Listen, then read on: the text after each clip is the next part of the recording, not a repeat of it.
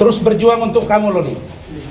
Suarakan kalau kamu merasa tertekan, bahkan ada ancaman. Sampaikan. Om dan Tante Ade dengan tim, Om Rahmat, Wafi dan kawan-kawan akan berjuang untuk kamu.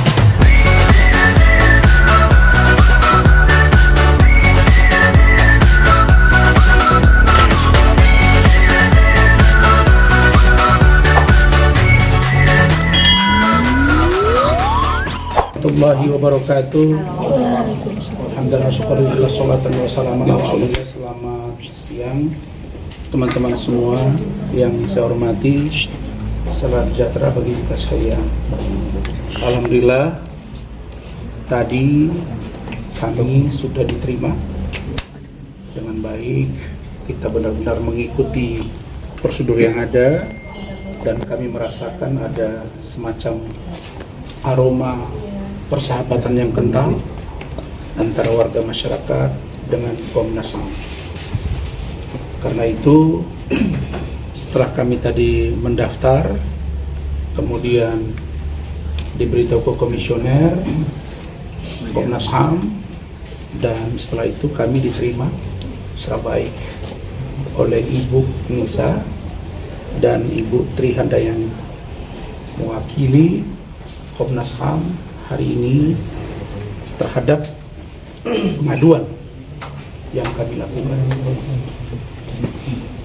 Pengaduan tersebut tadinya sudah dituangkan secara lengkap lewat surat yang sudah di draft dan saya koreksi, yang di draft oleh Saudara Rahmat, dan termasuk juga kami serahkan dokumen-dokumen, voice note, video, dan lain-lain terkait dengan apa yang kami adukan perihal Laura Meizani Mawardi alias Loli. Dan pengaduan tersebut tanda terimanya ini, silakan Wabi. Bang Wabi, sini. Oke. Bang, depan lu bang. Kebut bang, ya. Pelan-pelan. Oke, lanjut bang. Jangan buru-buru. Arif ini datangnya lama, cepat-cepat. Ojel lagi. Oke, teman-teman semua, tadi secara tegas saya sudah jelaskan dari Rahmat, termasuk Bu Ade, tentang kronologi dari awal. Sejak Loli berangkat ke UK, sesampainya di UK, berhenti sekolah, masuk ke rumah Ibu Eda, keluar dari rumah Bu Eda, masuk sekolah lagi, keluar lagi, pacaran dengan Fadel, kemudian pulang ke Indonesia, datang ke rumah NM, ditolak 2 kali berdampingi Fadel dan keluarga.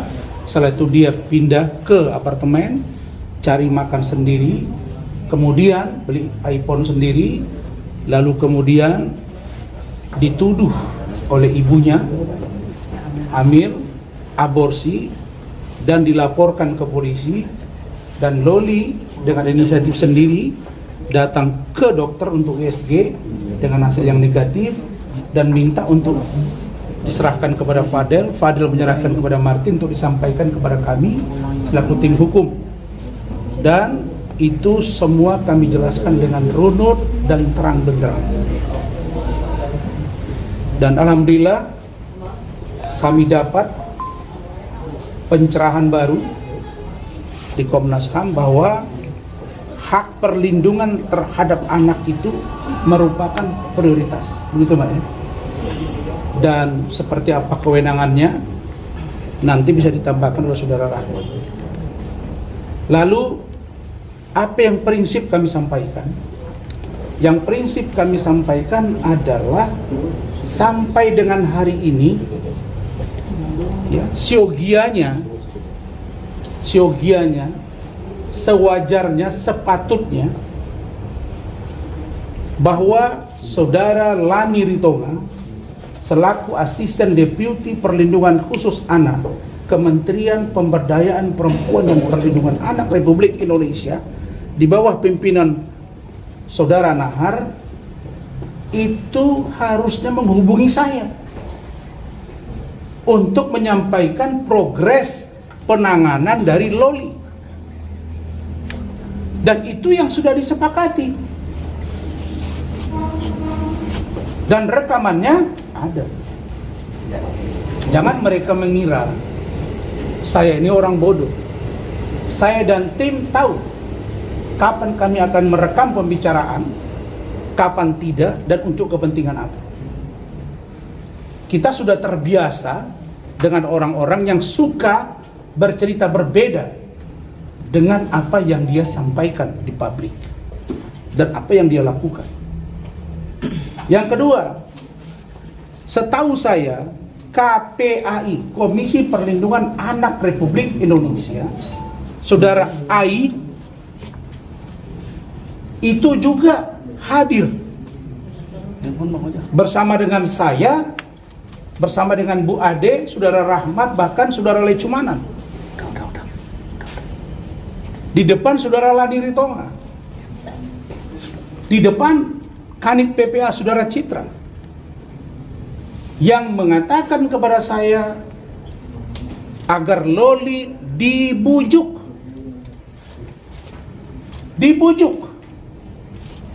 karena Loli yang dia percaya hanya Pak Rasman dan Bu Ade.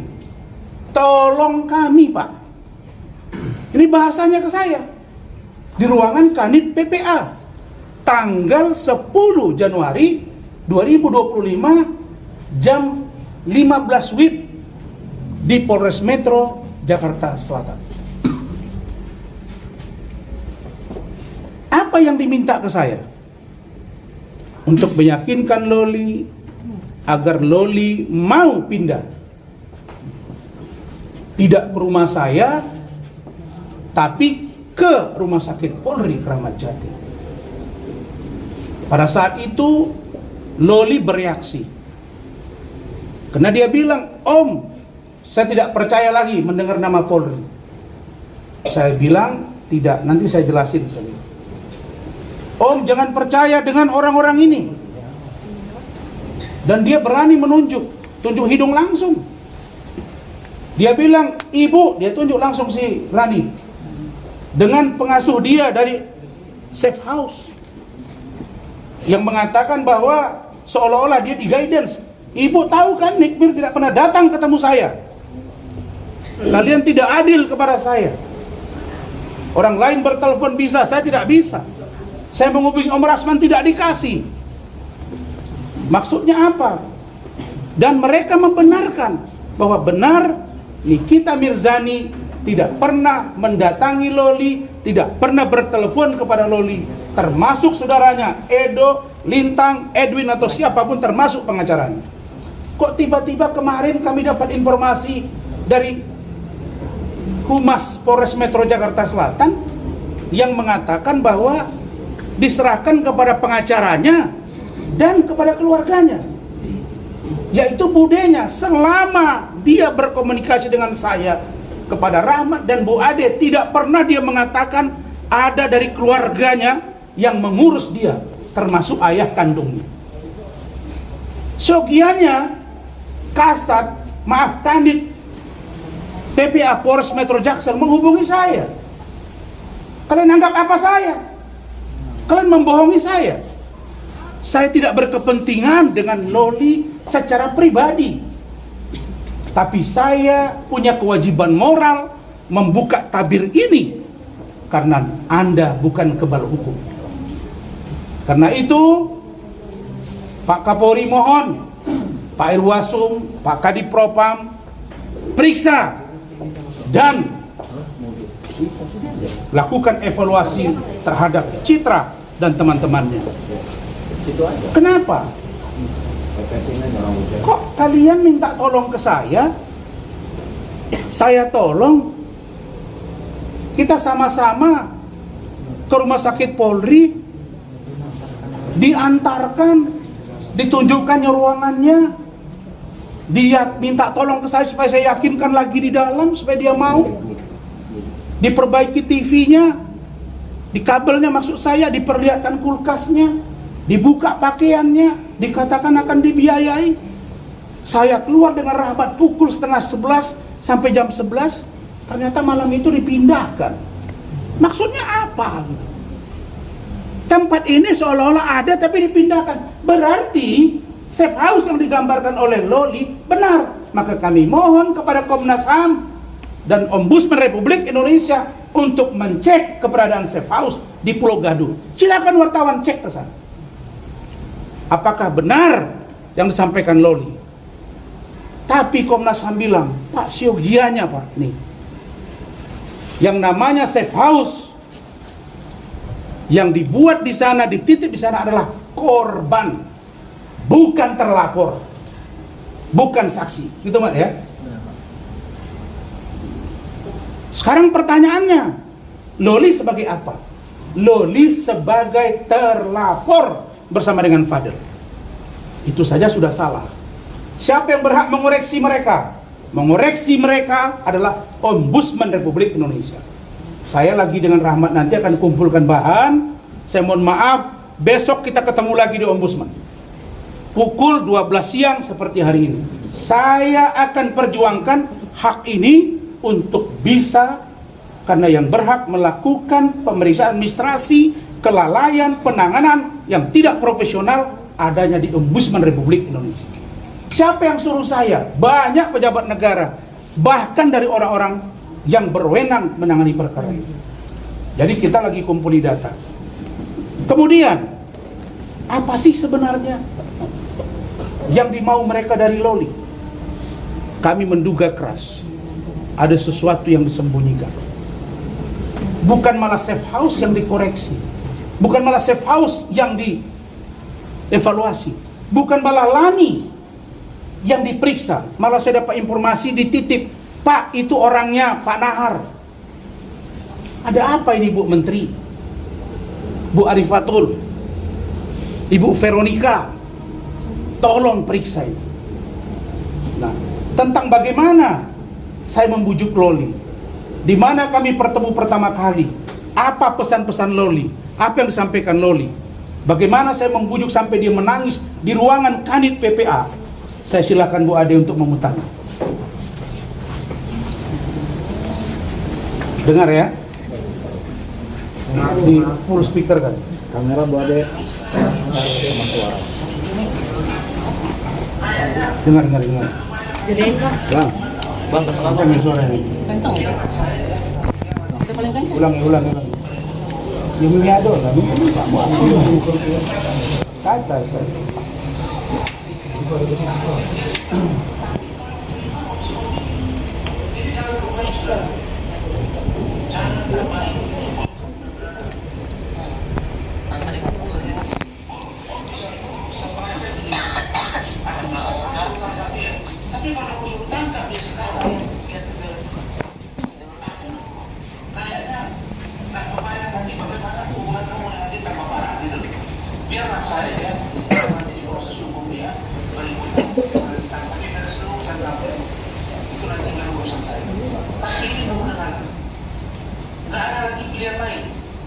Tunggu, dia harus dilihat tas dulu. Nggak boleh lebih. Lihat.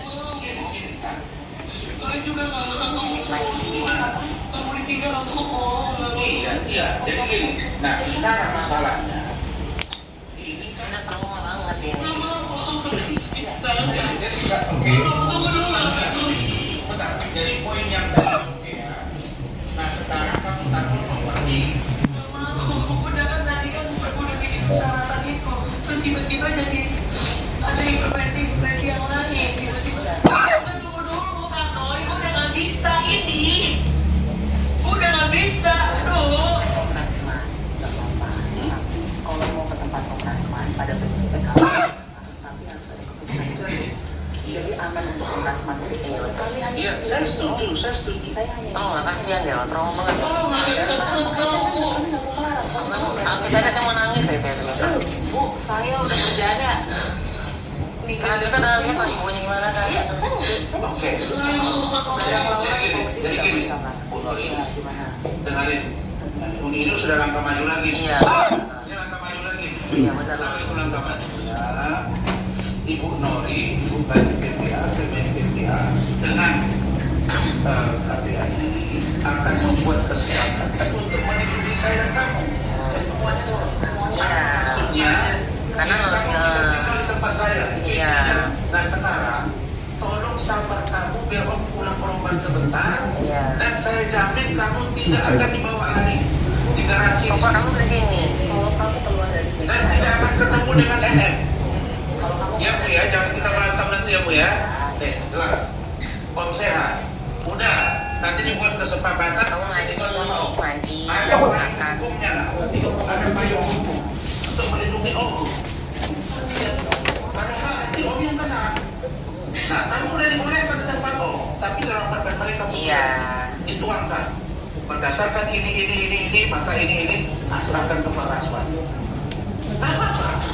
Nanti kalau mereka sudah menemukan tempat yang tepat buat kamu, nah, silakan kamu. Begitu. Oke, cukup. Sudah terang ya. Bayangin, saya dikibuli begitu. Itu Kanit PPA, copot ini orang yang nggak pantas ini. Citra ini.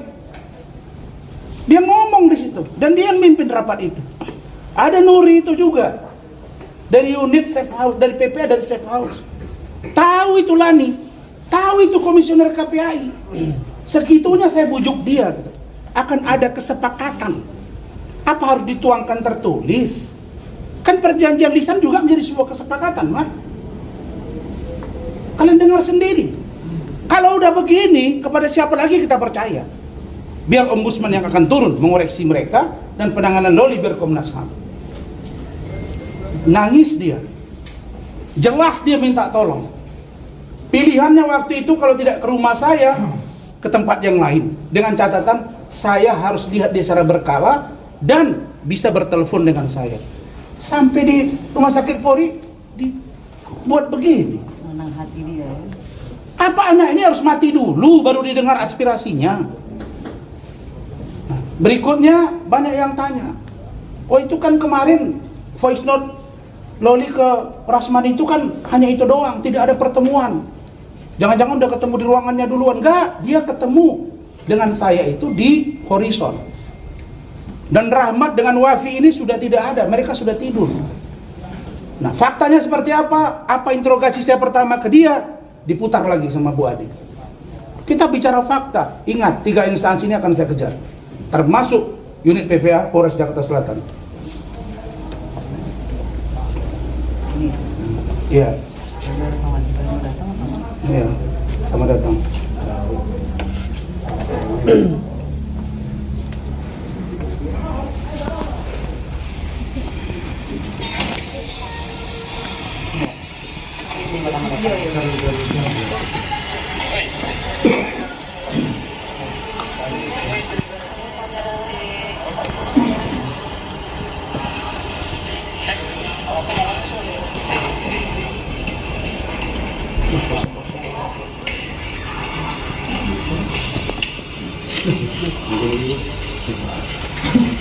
Jadi dia ada depan di itu. Mana yang itu? Ya, Alif. di lobby ya. Di hotel ya. Lalu kita ke Tengah-tengah miring itu. mau nyari restoran, kan depan kan tutup restoran di hotel. Jadi kita di itu jadi tempat yang nyaman duduk ya.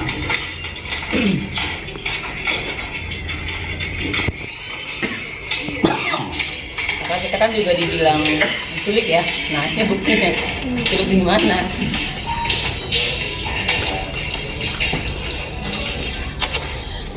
Dia di rumah sakit tadi nih. Di rumah sakit. Puskesmas malam. Emang ada nggak salah?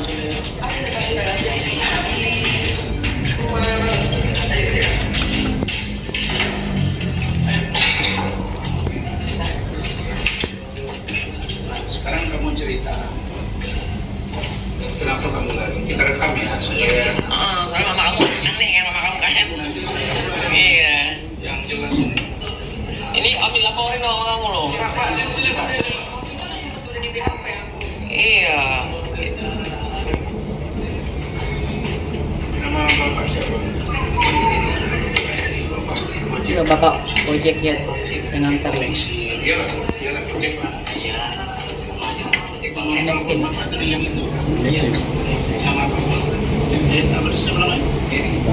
Udah kali ya? Terus saja. Dipesan oleh saya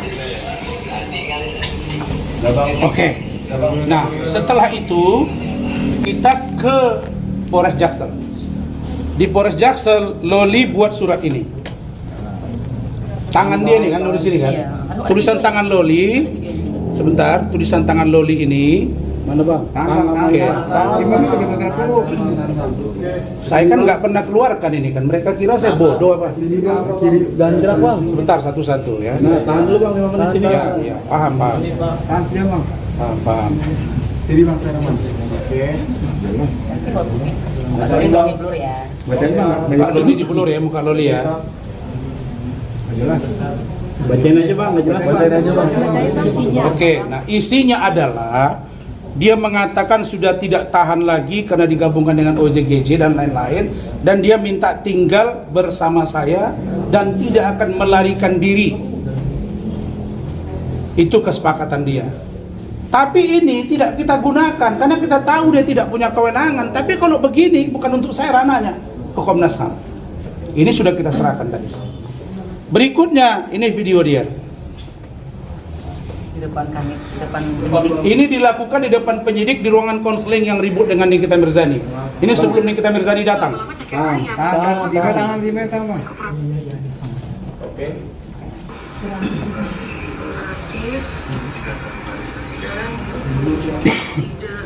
Udah lama-lama ceker ayam bisa dimakan nih. Oke, ini masih dalam keadaan kita tenangkan dia, tapi kok kita malah dilakukan seperti ini. Jadi Komnas HAM harus turun untuk memperjuangkan hak-hak dari seorang Loli.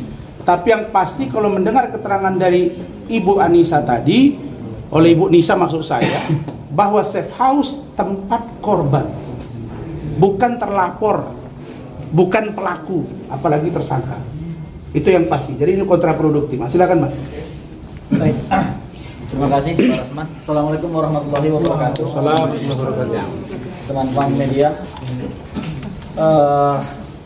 Tadi konseling ataupun aduan yang kami sampaikan kepada tim dari Komnas HAM yang diwakilkan oleh Ibu Nisa dan juga Ibu Tri itu berjalan sekitar 1 jam. Ada 3 poin dugaan pelanggaran hak asasi anak terhadap Laura Mizani yang kami terangkan kepada Ibu Nisa dan juga kepada Ibu Tri. Di dalam Undang-Undang Nomor 39 Tahun 1999 tentang hak asasi manusia diatur bahwa setiap anak berhak untuk mendapatkan tumbuh kembang yang baik. Kami atau Pak Rasman tadi telah menjelaskan, telah menerangkan bagaimana kondisi Loli mulai dari umur 13 tahun, yang ini adalah keterangan dari Loli sendiri, di mana semenjak umur 13 tahun Loli kerap mendapatkan perlakuan buruk dari ibunya. Sampai Loli berangkat ke UK, London, Loli juga kerap mendapatkan perlakuan buruk dari ibunya. Bahkan dia tidak dibiayai dan dibiarkan terlantar di London. Nah, kondisi ini tadi yang diceritakan oleh Pak Rasman. Dan kami memohon kepada Komnas HAM untuk segera turun dan memeriksa ibu kandung dari Laura Mizani atau Nikita Mirzani. Kemudian yang kedua, tentang hak mendapatkan pendidikan. Sebagaimana kita ketahui bahwa Loli sempat putus pendidikannya di London itu karena kondisi dia sudah tidak memiliki biaya, dan pemerintah London itu mengharuskan seseorang itu yang menempuh pendidikan harus ada biayanya dan harus ada penanggung jawabnya, sehingga dia harus deportasi pulang ke Indonesia. Ketika dia pulang ke Indonesia, terjadilah permasalahan hukum ini. Adanya laporan Nikita Mirzani di Polres Jakarta Selatan membuat Loli menjadi tidak bisa melanjutkan pendidikannya, yang kemudian ditindaklanjuti oleh Kemen PPA, KPAI, dan juga PPA menempatkan Loli ke dalam safe house, yang mana ini sudah sampai sekitar 5 atau 6 bulan, dan ini membatasi dirinya untuk mendapatkan pendidikan. Ketika di dalam safe house, Loli bercerita kepada saya ketika kemarin lari, dia beberapa kali menyampaikan keinginannya untuk kembali sekolah dan belajar, tetapi tidak sama sekali difasilitasi oleh pihak kementerian atau pihak pengelola safe house. Jadi ini adalah dugaan pengambilan kemerdekaan dari Laura Mizani. Yang ketiga, poinnya adalah pasal 66, bahwa setiap anak berhak untuk mendapatkan kebebasan dan perlakuan secara manusiawi, berhak mendapatkan bantuan hukum secara efektif. Terkait dengan kebebasan, saya pikir kita semua adalah saksi betapa Loli tidak diberikan kebebasan selama dia dilaporkan oleh ibu kandungnya. Penempatan dia ke dalam safe house, dan juga hari ini kami tidak tahu dia ada di mana. Ini adalah perbuatan perampasan kebebasan dirinya, yang kemudian Loli kerap mendapatkan perlakuan secara tidak manusiawi. Ini belum bisa kami jelaskan, tetapi ini tadi secara terang sudah kami sampaikan kepada Komnas HAM. Mudah-mudahan bukti-buktinya akan menyusul. Tadi sudah diminta nomor WhatsApp untuk dikirimkan melalui pesan WhatsApp. Yang kemudian berhak mendapatkan bantuan hukum secara efektif. Status terlapor kepada Loli sampai dengan saat ini, kami sudah bicara kepada Loli. Loli dalam setiap pemeriksaan tidak pernah didampingi oleh penasihat hukum. Padahal Loli sendiri selalu menyatakan bahwa dia hanya percaya kepada Pak Rasman Arif Nasution, baik sebagai orang yang akan mengasuh dirinya dan atau orang yang akan menjadi penasehat hukumnya untuk setiap permasalahan dirinya. Berarti di sini ada dugaan permainan dari penyidik, dan atau apakah kami terlibat dalam hal ini, yang seharusnya meminta kami dalam setiap pemeriksaan itu untuk menjadi pendamping Loli. Tetapi selama ini tidak pernah sekalipun kami diberitahukan, kami tidak pernah dipanggil untuk mendampingi Loli.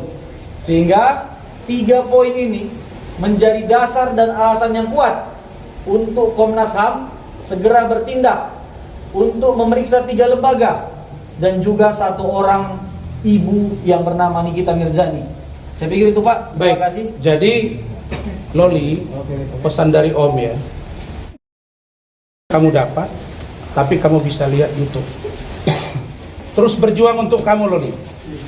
Suarakan kalau kamu merasa tertekan, bahkan ada ancaman. Sampaikan. Om dan Tante Ade dengan tim Om Rahmat, Wafi dan kawan-kawan akan berjuang untuk kamu. Kemudian ini istri saya yang juga sedih melihat keadaan ini. Kami dituding-tuding, kami dihina-hina, seolah-olah akan ini akan itu terhadap Loli. Silakan Bu Ade. Bu Ade. Saya di sini hanya berharap Loli dalam keadaan baik-baik saja, aman, dan berada di tangan orang yang tepat. Kita tidak boleh melupakan dan menutup mata. Ketika Loli di UK, dia tidak lagi lanjut sekolahnya dan ditelantarkan oleh ibunya. Kemudian ketika dia pulang ke Indonesia, dia pulang ke rumah ibunya bukan sekali 2 kali, tapi berkali-kali tetap tidak dibuka pintu. Lalu dia ditaruh di safe house. Pada malam itu Loli ngomong sama kita, dia berharap ibunya datang. Saya berharap ibu saya datang, Tante. Tapi apa? Ibunya tidak sama sekali pernah datang selama 5 bulan Loli di safe house, dan itu dibenarkan oleh pihak safe house. Lalu kemudian terakhir, begitu kami berusaha membujuk Loli mengantar ke Polres, NM datang bukan melihat anaknya, dia membabi buta seperti orang kesurupan menyerang kami. Harusnya seorang ibu ya, harusnya dia tuh datang buru-buru memeluk anaknya, menanyakan kabar anaknya. Nah, maka dari itu tiba-tiba kita mendapat kabar Loli tengah malam dipindahkan dari rumah sakit Polri, dan itu katanya dijemput oleh budenya, keluarganya. Yang saya berkali-kali bertanya ke Loli, apakah tidak ada saudara yang lain, apa itu yang tertua yang bisa menasihati ibu kamu atau menasihati kamu? Saya bilang begitu. Dia tidak punya siapa-siapa. Saya bahkan bertanya, ayah kamu ada, bagaimana? Dia tidak pernah, dia tidak pernah bertemu dengan ayah sekalipun. Nah, makanya kami di sini tuh khawatir loh gitu loh, nih ada apa gitu loh. Padahal sementara kita ini menyelamatkan Loli gitu. Pada malam itu di Polres itu tuh kita berusaha untuk ini ibu sama anak tuh berdamai. Ini titik permasalahannya apa? Apakah bisa diselesaikan malam ini, bisa kembali berpeluk-pelukan dengan ibu dan anak? Pada waktu itu kami seperti itu gitu loh. Tapi yang terjadi kan malah kami dianiaya, dipukul kan gitu. Bahkan kami dilaporkan atau menculikan gitu loh. Ya saya berharap itu aja buat Loli. Semoga kamu dalam keadaan aman, tenang, mental kamu kembali pulih, semangat kamu tetap ada. Karena pada waktu kami meninggalkan Loli di rumah sakit Polri, Loli masih dalam keadaan ketakutan. Tante ya besok lihat aku nggak? Iya, saya menenangkan Loli aja. Iya, nanti kita bakalan lihat jenguk Loli, bakalan tanya progres Loli bagaimana di Polri. Pokoknya Loli tenang aja. Pokoknya kami bawain makanan kesukaan Loli. Kami bawain. Saya berencana kan dia bajunya kan nggak ada. Nah, saya waktu itu saya berencana pas hari Rabu apa itu ya, kita bakal membawa pakaian untuk Loli karena pakaiannya sangat sedikit sekali. Tapi pakaian dalam nggak ada, pakaian dalam juga nggak ada, apa sedikit sekali lah pokoknya. Nah kami mau mengantarkan itu tiba-tiba kan ada informasi Loli sudah dijemput tengah malam. Ada apa nih kok diam-diam seperti ketakutan atau apa bagaimana saya juga nggak tahu gitu. Itu aja. Jadi Bang, diperjelas aja Bang. Sebentar. Fisik Loli supaya kalian tahu ya, katanya kan anak orang kaya, anak orang hebat. Fisiknya itu, badannya itu sudah, mohon maaf, sudah baunya itu udah nggak enak. Kemudian biarlah nanti Komnas HAM yang turun dan Ombudsman. Informasi terbaru nih, saya dapat info ada usaha untuk melimpahkan perkara Fadel ke Polda Metro Jaya. Ya, ada upaya untuk melimpahkan laporan terhadap Fadel ke Polda Metro Jaya. Ada apa dengan kalian semua sekarang? Jangan coba-coba itu. Kenapa? Karena sudah naik sidik, Polres harus bertanggung jawab. Kami desak untuk dihentikan. Ini nanti sama-sama kita lihat. Kalau itu terjadi, ini akan tambah ramai urusannya. Oke, silakan. Bang, diperjelas aja Bang, perjuangan Abang apa sih untuk Loli Bang? Kan kabarnya Loli kan nggak ada ya, kabarnya dia dipegang sama keluarganya ya. Perjuangan saya. Nah itu kan secara logika kan memang keluarga lebih berhak Bang ya, gitu. Apa yang Abang perjuangkan nih gitu dari Loli? Bung, semua orang tahu anak di bawah umur adalah tanggung jawab kedua orang tuanya. Pertanyaan saya, orang tuanya satu yang ada, yang bapaknya nggak pernah kelihatan, yang ada ibunya. Kemudian ibunya ini seperti apa? Kalian kan sudah dengar bahwa dia selama 2 tahun tidak diurusi. Lalu kemudian ibunya cuap-cuap, ambil paksa dari apartemen bawa ke safe house. Ceritanya safe house, aman, nyaman. Dan dia ngomong ke media, sudah komunikasi dengan Loli. Loli membaik, tambah sehat. Dan Loli mengatakan menyesal berpacaran dengan Fadel dan menyesal mengenali keluarga Pak Jide. Faktanya terungkap, Loli lari, tidak pernah dia datang. Akankah kita percaya juga begini? Jangan lagi nanti tiba-tiba seorang NM bicara yang tidak sesuai fakta, tahu-tahu pihak penyidik kepolisian, Kemen PPA, KPAI menyampaikan hal yang tidak sesuai dengan sesungguhnya. Siapa yang berhak untuk memeriksa institusi ini? Adanya di Ombudsman. Makanya besok kami ke Ombudsman. Itu jawaban saya. Mas Satang sebagai terlapor itu maksudnya ada? Silakan Mas, jawab Mas. Selama ini kan Dewa menyebut Loli sebagai korban. No. Coba diinformasi. Enggak, gini, teman-teman, selama ini teman-teman pasti mendengar laporan Nikita Mirzani itu tentang 2 perbuatan. Satu, perbuatan aborsi. Satu lagi perbuatan pemaksaan persetubuhan dengan kekerasan. Kan itu. Apakah mungkin perbuatan aborsi ini dituduhkan terhadap terlapor Fadel Bajide? Apakah mungkin laki-laki melakukan aborsi? Kan ini mustahil gitu. Artinya tuduhan ataupun pasal-pasal yang dicantumkan itu berhubungan dengan siapa terlapornya dan apa perbuatan terlapornya. Makanya tidak ada keraguan bagi kami, posisi Laura Mezani adalah posisi terlapor bersama dengan Fadel Al-Fajar Bajide. Itu. Baik, cukup ya. Oke. Thank you. Thank you.